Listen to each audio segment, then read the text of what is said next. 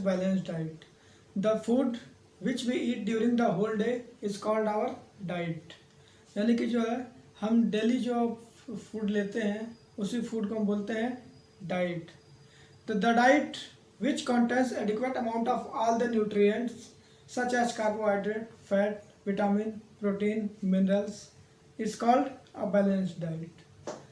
Carbohydrate, protein, vitamin, minerals, ये सारे जो है जिस फूड में, जिस डाइट में एक साथ जो है मिले होते हैं उस डाइट को हम बोलते हैं balanced diet. No single food item provide us all essential nutrients in adequate amount. किसी भी जो है सिंगल फूड में ये सारे न्यूट्रिएंट्स नहीं पाए जाते हैं. तो in order to make a balance diet, हम अपने डाइट को जो बैलेंस कैसे करें, तो we should include a number of different food items in our daily meals which taken together provide us all the nutrients in adequate amount. हम जो है अपने फूड में जो है डिफरेंट टाइप्स के फूड मटेरियल्स इंक्लूड करते हैं, जिसकी वजह से जो है वो हमारा डाइट बैलेंस डाइट हो जाता है.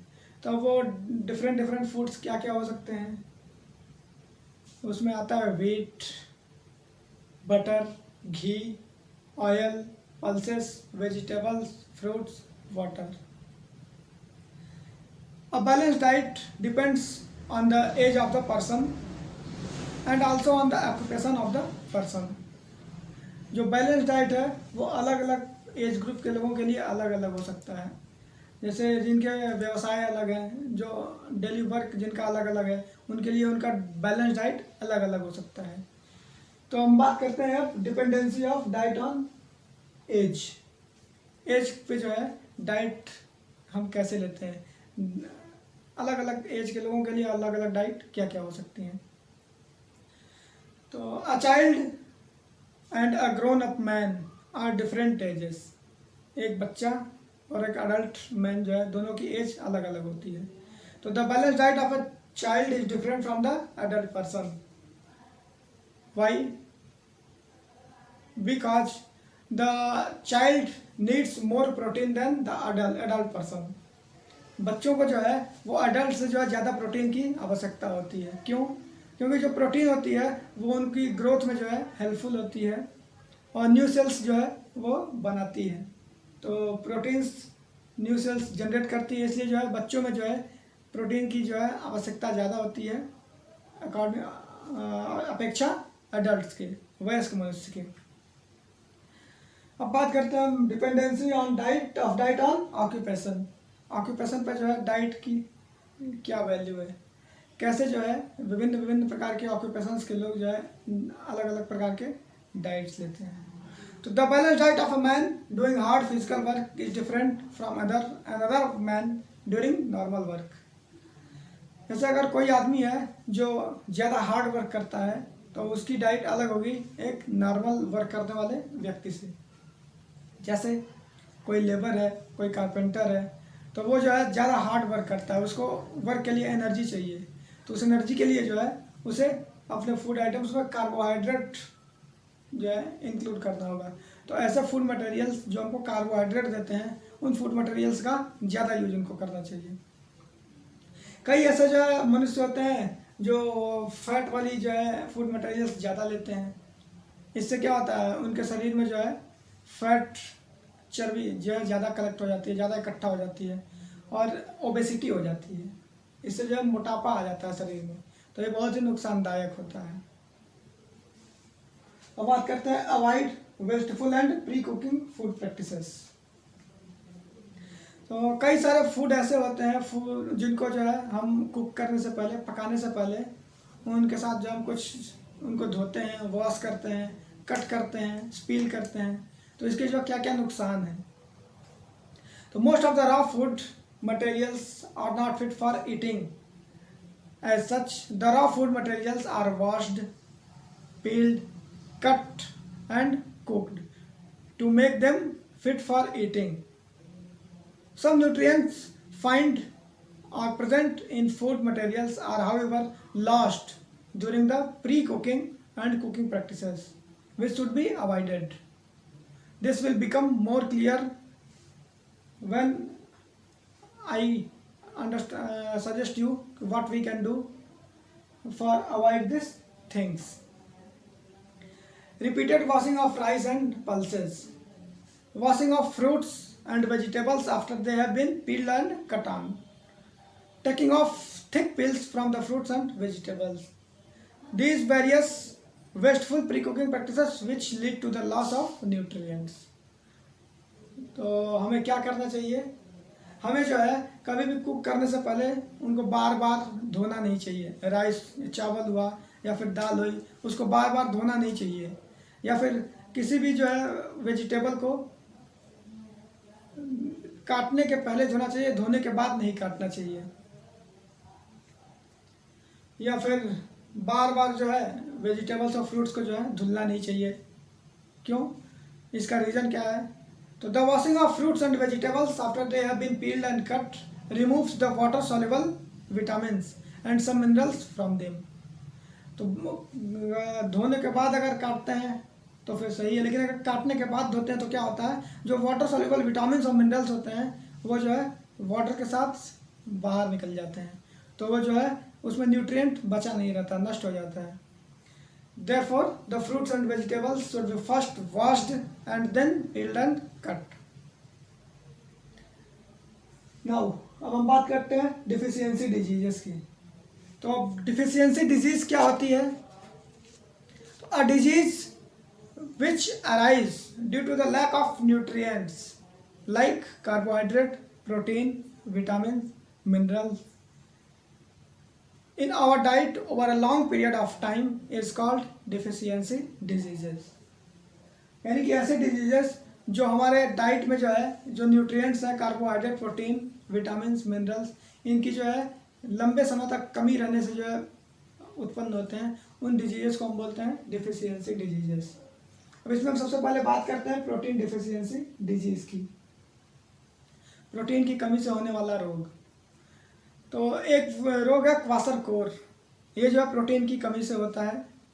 तो the deficiency of protein in the diet of small children causes a disease kwashiorkor. अब ये होता कैसे है?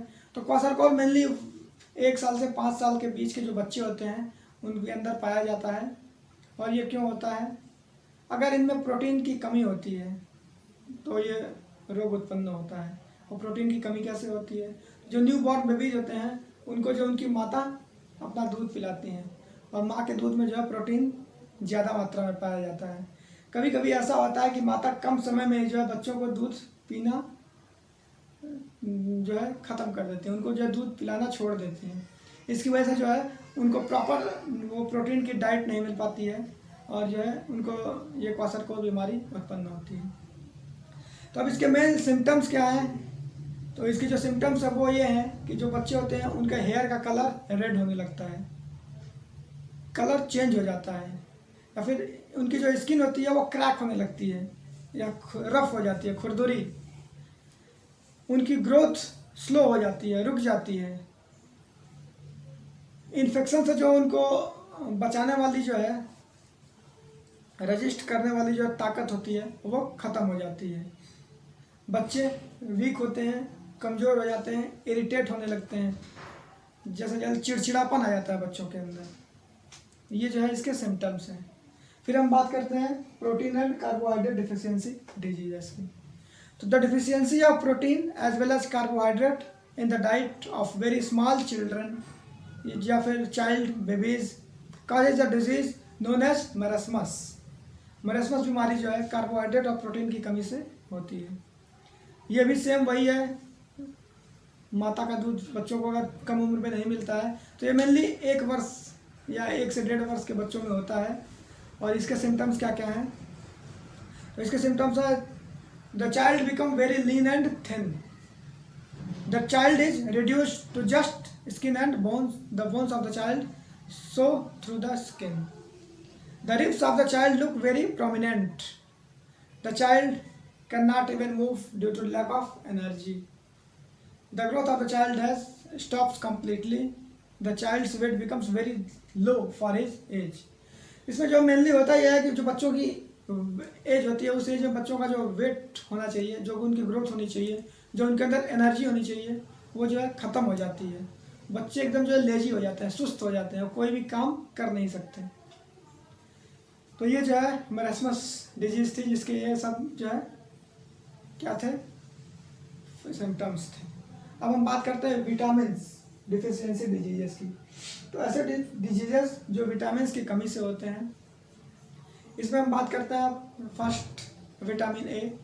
विटामिन ए के डिफिशियंसी से जो डिजीज होती है उसको हम बोलते हैं कलर ब्लाइंडनेस। इसमें जो है आईसाइट कमज़ोर हो जाती है, दिखाई नहीं देता है, आईसाइट कम हो जाती है। फिर हम बात करते हैं विटामिन बी। विटामिन B1 बेरी। इस विटामिन B1 की कमी से जो है ये जो भी रोग होता है, जो भी जो डिजीज होती है उसको हम बोलते हैं बेरी। इसमें जो है पर्सन की मसल्स बहुत वीक हो जाती हैं। The muscles of the person become very weak and he has very little energy to work. वो जो काम करने में जो है उतना सक्षम नहीं रहता है, उसकी मसल्स वीक हो जाती हैं, एनर्जी नहीं रहती है उसके अंदर। फिर हम बात करते हैं विटामिन सी की। विटामिन सी की डिफिशियंसी जो डिजीज होती है उसको हम बोलते हैं स्कर्वी। तो the deficiency of vitamin C causes a disease known as scurvy. The symptoms of vitamin C deficiency: bleeding from the gums. Bleeding from the gums मतलब दांतों से जो है खून आना, या फिर loosening of teeth, दांत जो है जल्दी गिरने लगते हैं, या फिर and wound do not heal easily, जो है चोट लग जाएगा ये हमारे मुंह के अंदर, माउथ के अंदर, तो जल्दी ठीक नहीं होती है। ये जो है विटामिन सी की कमी से होने वाले रोग हैं। अब बात करते हैं विटामिन डी। तो विटामिन डी की कमी से जो भी रोग होता है, जो भी डिजीज होती है, उसे हम बोलते हैं रिकेट्स। तो the deficiency of vitamin D in the diet of small children causes a disease known as rickets. इसमें जो है हड्डियाँ जो शरीर के अंदर की, बॉडी के अंदर की बोन्स होती हैं, बोन्स जो है बहुत वीक हो जाती हैं और हल्के से जो प्रेशर से जो है बोन्स टूट भी सकती हैं। तो विटामिन डी की डिफिशियंसी जो है टीथ फॉर्मेशन भी गड़बड़ हो जाता है, खराब हो जाता है। तो विटामिन डी का सबसे जो है रिच सोर्स है सनलाइट, सूर्य की रोशनी, सूर्य का प्रकाश, वहाँ से जो है विटामिन डी भरपूर मात्रा में जो है मिलता है। फिर हम बात करते हैं मिनरल्स डिफिशियंसी डिजीज। मिनरल्स की कमी से जो है कौन कौन सी डिजीजेस होती हैं।